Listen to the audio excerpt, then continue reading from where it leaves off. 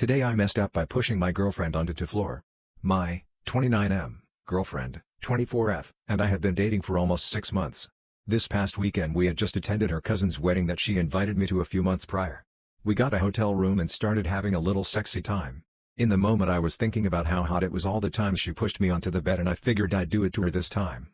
Unfortunately, the bed was much farther away than I thought, and when I pushed her she fell right onto the floor and hit her head on the side of the bed. The impact made a loud thunk noise, and for a few milliseconds I thought I had ended her. My head rushed with scenarios of the news finding her body and proclaiming a dead escort had been found at a hotel. She had on a really sexy nightgown. After she said ow, I apologized and quickly, and gently, placed her on the bed and examined her head.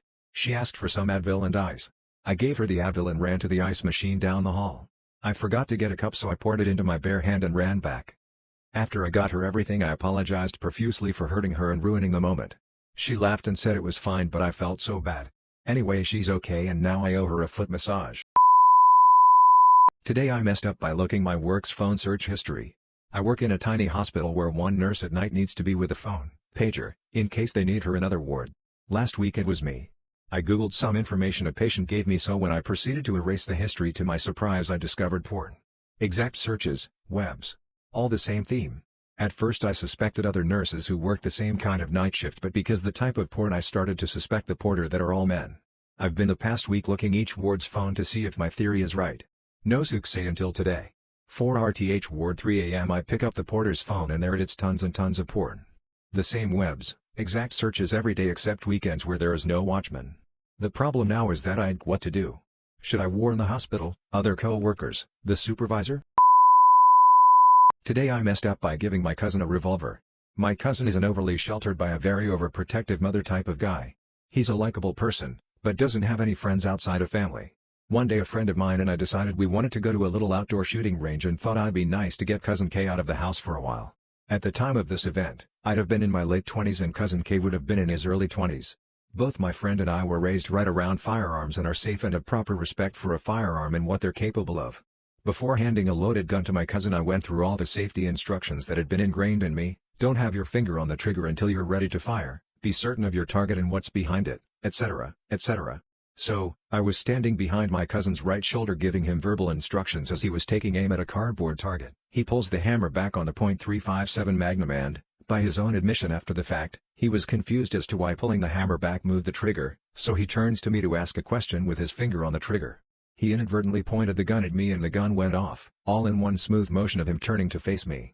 I tasted GSR in my mouth, and felt the concussion of the blast in my chest. I calmly took the revolver from him and dumped the remaining rounds. My friend's eyes were wide as dinner plates and said, "Well, I think it's time to wrap this up." We cleaned up our things and headed home. The realization of just how close I came to getting shot didn't really sink until later that evening.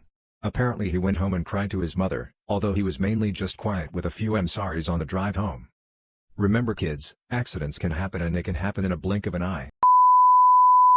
Today I messed up by letting my mom stay with me and my wife. So recently my mother has been wanting to visit me and my wife at our place. This is actually pretty unusual. She's never ever been to our apartment and I can't recall a time where we visited her without other family members, usually at least my brothers, visiting at the same time. She's been on an I need to see where my babies live kick though, and I'm the last one of us to cave and give her a set of dates where she can visit.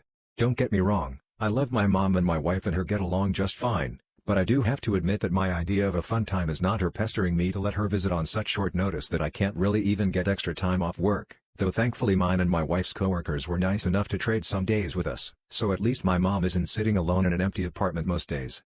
Now, my mom is an infamously nosy and interrupty person. My wife and I are people who enjoy some daily rituals. My mom is not the best at respecting those things. Our most sacred nightly ritual is mine and my wife's nightly naked cuddle session. Critically, this is not a euphemism. I'm actually asexual and my wife is demisexual. I really do just mean we like cuddling naked. It's quite intimate and sweet. My mother seemingly has a nose for when my wife and I have begun our cuddle session, because out of the 4 nights she's stayed with us so far, she has walked in on or otherwise interrupted us every fucking night. And no, we haven't done this at the exact same time each night.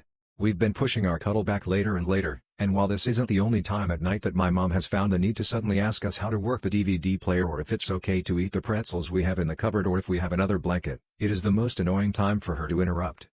I feel like a fool for not realizing that my mom would do this to us all the time, but hey, that's my fuck up.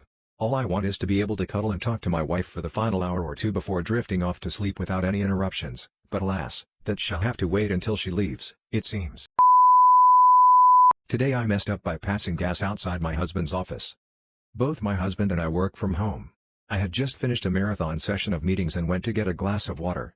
While walking down the hallway, I let a big fart I had been holding for hours, one of those loud, "This sounds like a movie sound effect poots." When I walked past my husband's door, he shot me a daggers. He came downstairs later, genuinely upset. "I was in a meeting when you farted," I said. "Oh, okay.